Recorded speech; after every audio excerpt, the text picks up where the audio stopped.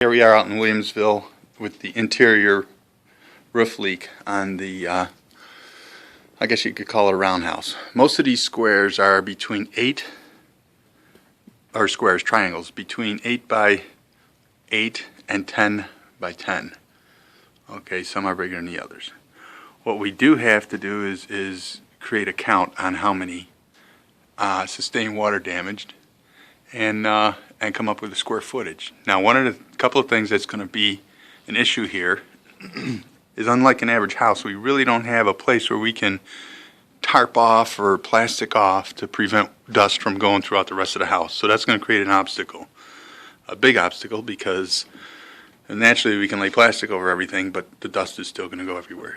So what this is going to entail, where the spots are real bad, is you can see right in through here that insulation and all that has been saturated.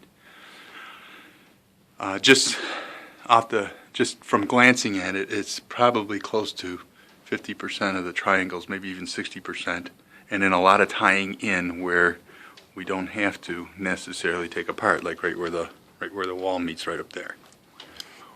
Okay, so what we have, if we start at the top of the skylights and the vents are the culprit of the leaks.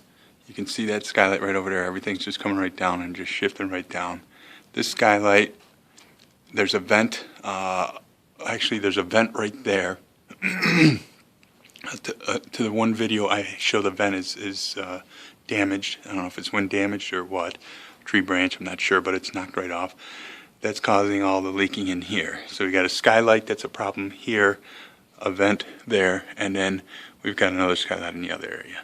So what we have, what we'll do is we'll go in a circumference from the skylights. We'll go 1, 2, 3, 4. We've got 4 triangles there. Then we'll step down again. 5, 6, 7 with a reverse triangle. 8, reverse triangle. Then we come in to a odd shape area, or there's another triangle. 9,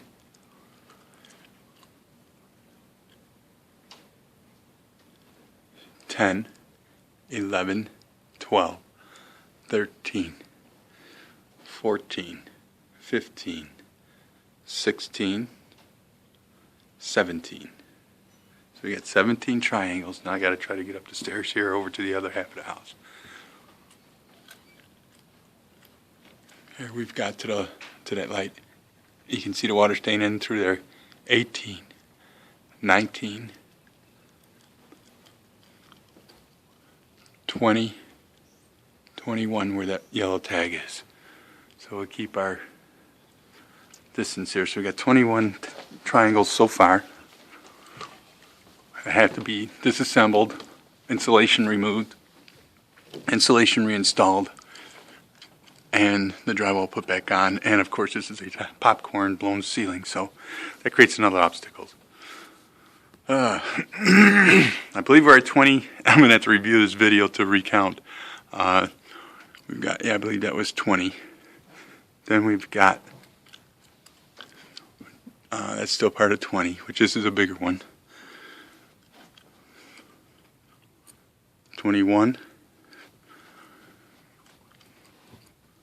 22, 23. So we got 23, if that last count was 20. 23 triangles that had to be removed, reinstalled. Reworked, removed, reinstalled. Now, what we're going to end up having to do is naturally plastic everything off, get it removed, get it down, get the insulation down.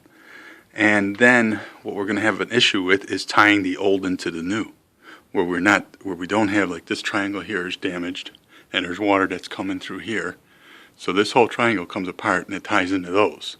Well, we have to get that ceiling scraped back, which is a popcorn ceiling, get it taped off, triangled, prime it, and then good luck trying to get all that ceiling to match. I'm going to recommend us scraping the whole ceiling and reshooting the whole ceiling, because that's the only way you're going to make this come out anywhere near decent. Okay. And then we have the skylight tunnels that have to be dealt with. This one here is definitely an issue.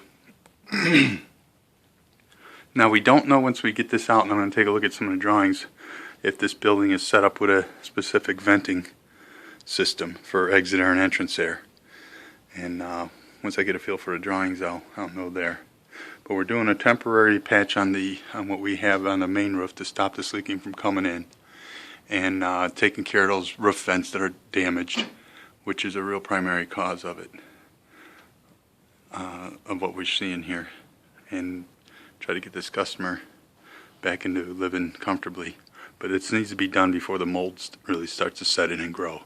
Because once that happens, we all know it can be tough.